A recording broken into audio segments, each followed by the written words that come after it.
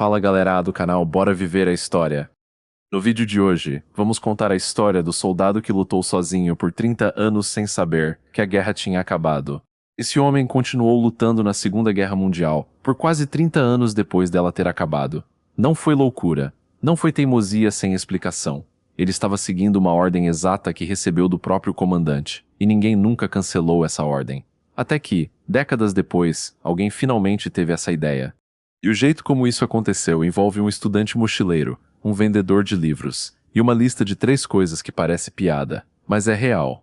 Dezembro de 1944. O Japão já estava perdendo a guerra, mas ainda mandava oficiais para segurar posições estratégicas. Um jovem tenente chamado Hiro Onoda, de 22 anos, é enviado para uma pequena ilha chamada Lubang, nas Filipinas.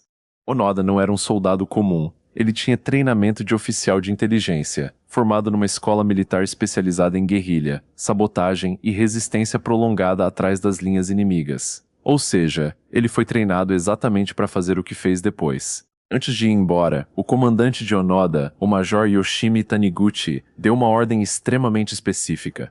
Mais ou menos assim: pode levar 3 anos, pode levar 5, mas não importa o que aconteça, nós vamos voltar por você. Não se renda.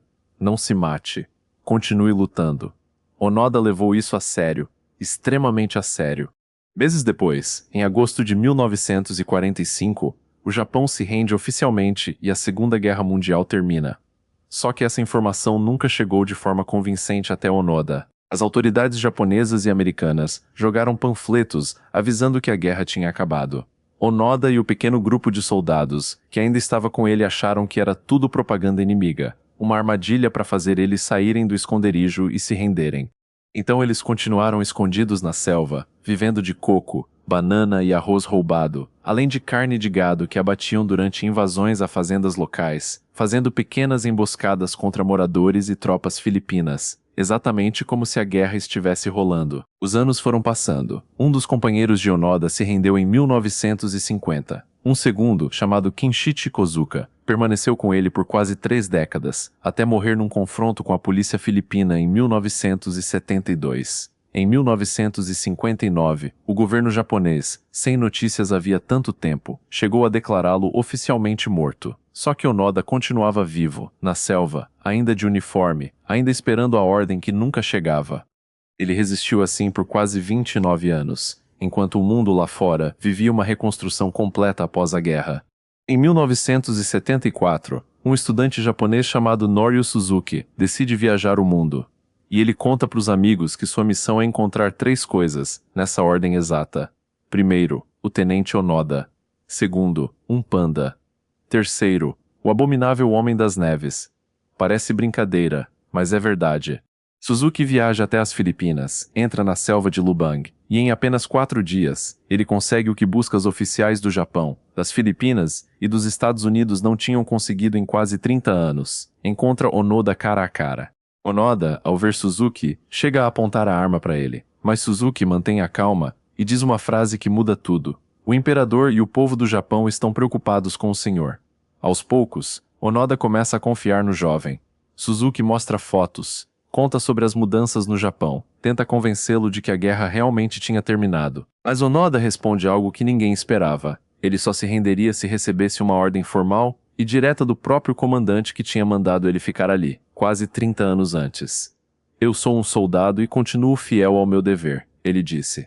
Antes de continuar, comenta aqui embaixo, eu não fazia ideia, se você nunca tinha ouvido falar do Onoda, porque o desfecho é ainda mais emocionante. O governo japonês rastreia o antigo comandante de Onoda, o Major Taniguchi, que já não era mais militar, e sim dono de uma pequena livraria. Levam ele até a ilha de Lubang. E em 9 de março de 1974, quase 30 anos depois da ordem original, esse mesmo homem finalmente diz pessoalmente: "Você está liberado do seu dever." Onoda chorou.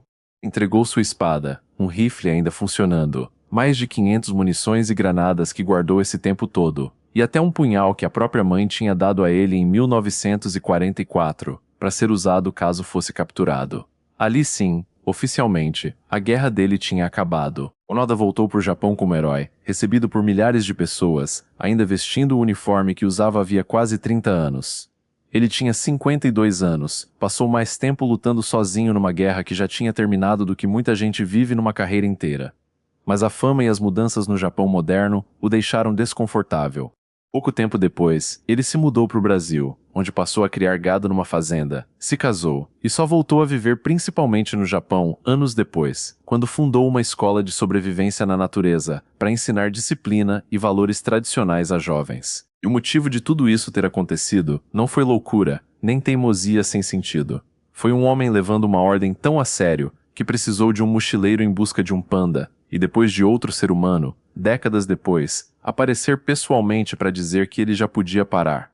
Hiro Onoda faleceu em 2014, aos 91 anos, décadas depois de ter vivido uma guerra pessoal que, para o resto do mundo, já tinha terminado havia muito tempo. Se você curtiu conhecer essa história, se inscreve no canal. Toda semana eu trago histórias reais que parecem ficção, mas aconteceram de verdade. E me conta, você conseguiria fazer o que o Onoda fez, mesmo sabendo o que a gente sabe hoje?